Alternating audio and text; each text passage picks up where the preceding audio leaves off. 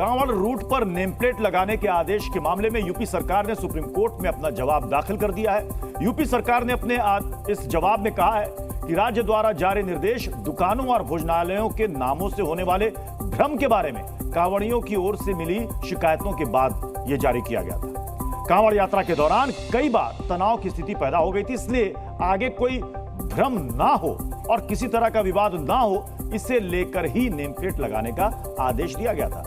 शांतिपूर्ण माहौल बनाए रखना राज्य सरकार की जिम्मेदारी है।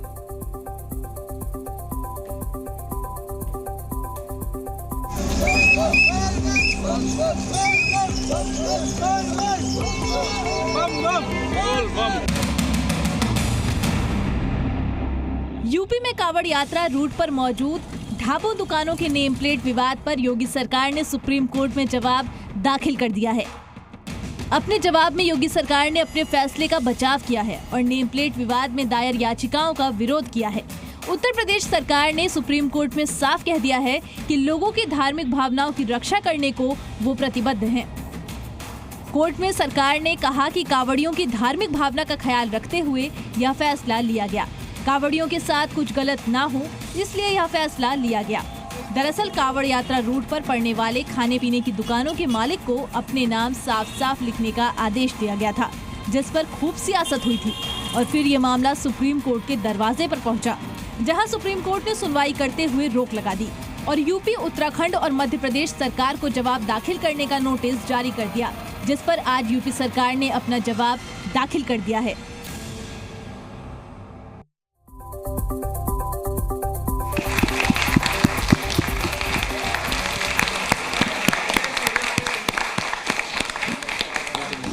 तो यूपी सरकार ने सुप्रीम कोर्ट में जवाब दाखिल कर दिया है। अब अंतरिम रोक हटेगी या कंटिन्यू रहेगी, ये देखना पड़ेगा। लेकिन हमारे साथ इस वक्त स्टूडियो में खास मेहमानों का पैनल हमें ज्वाइन कर चुका, साथ ही हमारे साथ ऑडियंस भी यहां पर मौजूद है, जिसमें ज्यादातर यहां पर यूथ हैं। हमारे साथ शिवम त्यागी हैं, बीजेपी के प्रवक्ता। हमारे साथ हैं आचार्य विक्रमादित्य, धर्मगुरु हैं। भुवन जोशी जी हैं, समाजवादी पार्टी के प्रवक्ता। हाजी खान हैं, जो कि इस्लामिक स्कॉलर हैं। तो यूपी में कांवड़ यात्रा रूट पर मौजूदा ढाबों पर, दुकानों पर नेम प्लेट लगाने के विवाद पर योगी सरकार ने सुप्रीम कोर्ट में जवाब दाखिल कर दिया और अपने जवाब में यूपी सरकार ने अपने फैसले का बचाव किया है। नेम प्लेट विवाद में जो याचिका दायर की गई थी, याचिकाकर्ता के द्वारा या फिर एनजीओ के द्वारा, उसमें कहा गया था कि इससे तनाव पैदा होता है।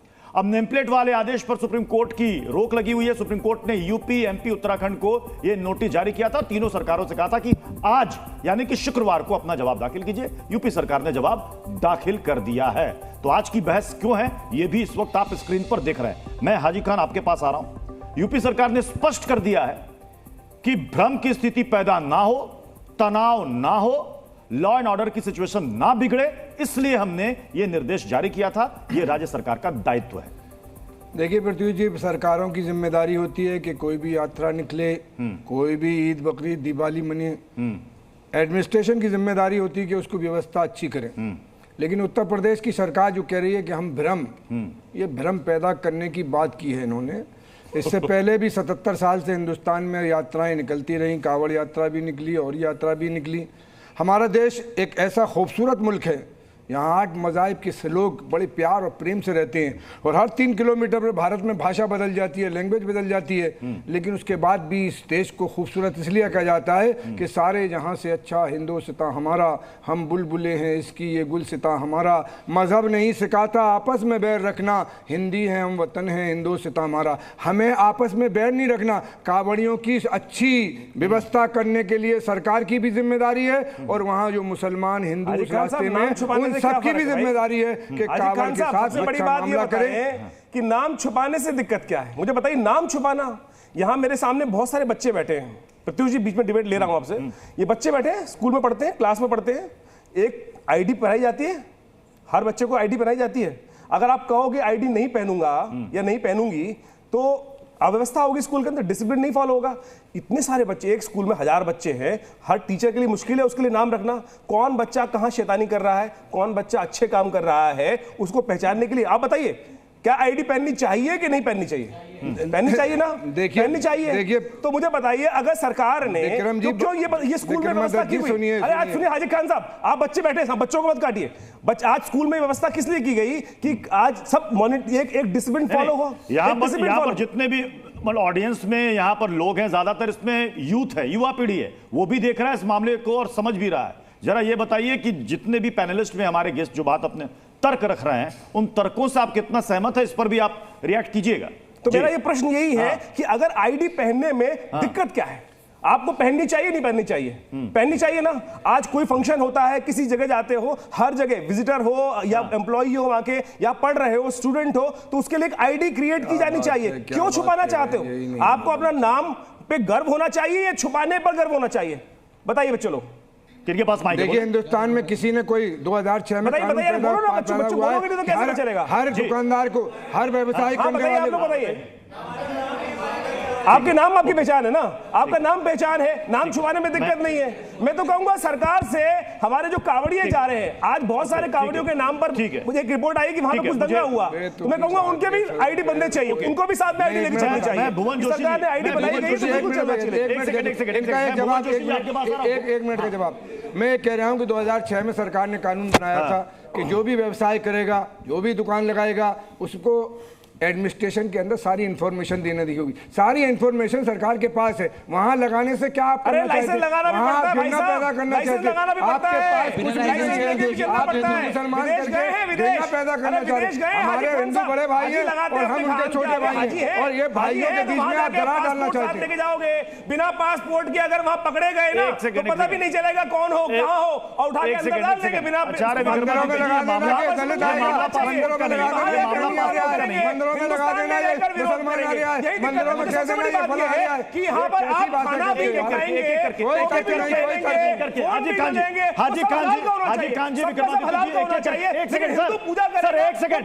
एक सेकंड, एक करके बात बोले। गंभीर मसला है, लोगों तक आवाज जानी चाहिए और स्पष्टता के साथ जानी चाहिए। मैं भुवन जोशी जी आपसे पूछना चाह रहा हूं, यूपी सरकार ने कहा कि भाई लॉ एंड ऑर्डर की सिचुएशन ना बिगड़े, ये राज्य सरकार का दायित्व है, इसलिए हम ये निर्देश जारी किया। और यूपी सरकार ने कुछ फोटो भी सुप्रीम कोर्ट के सामने रखे हैं, जिसमें उनका कहना है कि आप ये देखिए तस्वीरों में, जिसमें नाम तो कुछ और लिखा हुआ है, हिंदुओं के नाम पर रखे गए हैं ढाबों के नाम, लेकिन मालिक कुछ और है।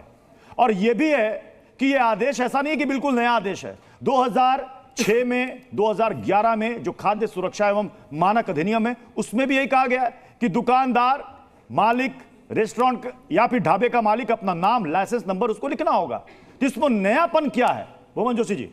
प्रत्युष जी, कोई भी बिल अगर सरकार लेके आती है, कानून फरमान कुछ भी लेके आती है, तो उसमें उसकी मंशा देखी जाती है। और मुझे लगता है इस मंशा को समझाने के लिए कि क्योंकि देश का युवा भी यहाँ पर बैठा है, मैं आशुतोष राणा की एक 5 लाइनें की कविता आपको बताऊंगा, उसमें इसका जो सार है। बांट दिया इस धरती को, क्या चांद सितारों का होगा, नदियों के कुछ नाम रखे, बहती धारा का क्या होगा, शिव की गंगा भी पानी है, आबे जमजम भी पानी है। क्या सरकार ने ये कहा कि अपना नाम हटाओ? आपने नीलकंठ ढाबा रखा है, रखिए, कोई दिक्कत नहीं है, लेकिन वहां पर उसके मालिक का नाम तो लगा दो। ये दिक्कत की बात करिए, बताइए सरकार ने कहा विरोध किया? सरकार ने कहा है कि अपना नाम बदल दो, सरकार ने कहा जो नाम रखना है रखो, मालिक का नाम तो डिक्लेयर करो, मालिक का नाम डिक्लेयर करने की जरूरत है। आप टैक्सी में जाते हो, आप किसी गाड़ी में जाते हो, उसके मालिक का नाम होना चाहिए, नहीं होना चाहिए? फिर ऐसे बहस नहीं हो पाएगी। नहीं, अपनी बारी में बोले भुवन जी, कहानी मत सुनाइए यार, शायरी थोड़ी चले, मुशायरा थोड़ी चले। अरे शायरी में सालों की बात कही जाती है, आपकी समझ में नहीं आ रही तो मुशायरा सुनने थोड़ी आ रहे भाई, एक बहुत इंपॉर्टेंट टॉपिक है। अरे शायरी में पूरी दुनिया की बात 2 मिनट में कही जाती है, आपको मूर्ख नहीं समझ रहा तो क्या करा जाए? और आप कह रहे हैं मुशायरा, या मुशायरा नहीं हो रहा है? जहां मुशायरा होगा मुशायरा सुनाइए। मैं बाकी मेहमानों का रुख करूंगा, उससे पहले मैं अरविंद का रुख करता हूं जो सुप्रीम कोर्ट में इस वक्त मौजूद है। अरविंद, तीनों स्टेट ने अपने जवाब दाखिल कर दिया या सिर्फ यूपी सरकार ने? और यह बताइए कि इसके बाद आगे होगा क्या? तीनों स्टेट के जवाब दाखिल होंगे, उसके बाद तय होगा कि अंतरिम रोक हटानी है या नहीं हटानी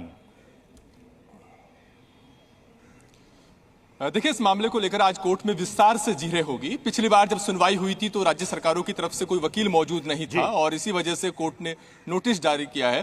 यूपी सरकार की तरफ से जो जवाब दाखिल किया गया है उसमें यूपी सरकार ने इन याचिकाओं का विरोध किया है। यूपी सरकार ने ये कहा है कि ये फैसला इसलिए लिया गया ताकि कांवड़ यात्रा के दौरान भूल से भी कांवड़ियों की जो धार्मिक भावनाएं वो आहत ना हो, और इस तरह की लगातार शिकायतें मिलती रही हैं कांवड़ियों की तरफ से भी। और कांवड़ रूट पर खाने पीने को लेकर के जो गलतफहमी है वो पहले भी तनाव और झगड़े की वजह बनती रही है। यूपी सरकार ने कुछ दुकानों के नाम भी, उनके फोटोग्राफ्स भी संलग्न किए हैं अपने इस एफिडेविट में, और यूपी सरकार की तरफ से बताया गया कि कैसे राजा राम ढाबे के नाम से जो दुकान चला रहे हैं उनका असल नाम वसीम है, राजस्थानी खालसा ढाबे के नाम से जो दुकान चल रही है उसके मालिक फुरकान है, और इस तरह के और भी उदाहरण दिए गए हैं। तो यूपी सरकार ने साबित करने की कोशिश की है कि कांवड़ियों को ये पता रहे कि आखिर जो वो भोजन ले रहे हैं वो किस तरह का है, क्योंकि प्याज और लहसुन जैसे सामग्री के इस्तेमाल की भी मनाही होती है कांवड़ यात्रा के दौरान। लिहाजा कोई अप्रिय स्थिति ना बने, कोई कानून व्यवस्था को खराब स्थिति ना बने, कानून व्यवस्था को कोई चैलेंज करने वाली स्थिति ना बने, इसके मद्देनजर ये कदम उठाया गया है। आज कोर्ट ये तय करेगा दलील सुनने के बाद कि जो अंतरिम रोक लगाई गई है उसे जारी रखा जाए या नहीं। चलिए, ये अहम पॉइंट है कि आज जिरा सुनने के बाद कोर्ट को तय करना है कि अंतिम रोक को आगे कंटिन्यू करना है या फिर इसे खत्म कर देना है। जी न्यूज़।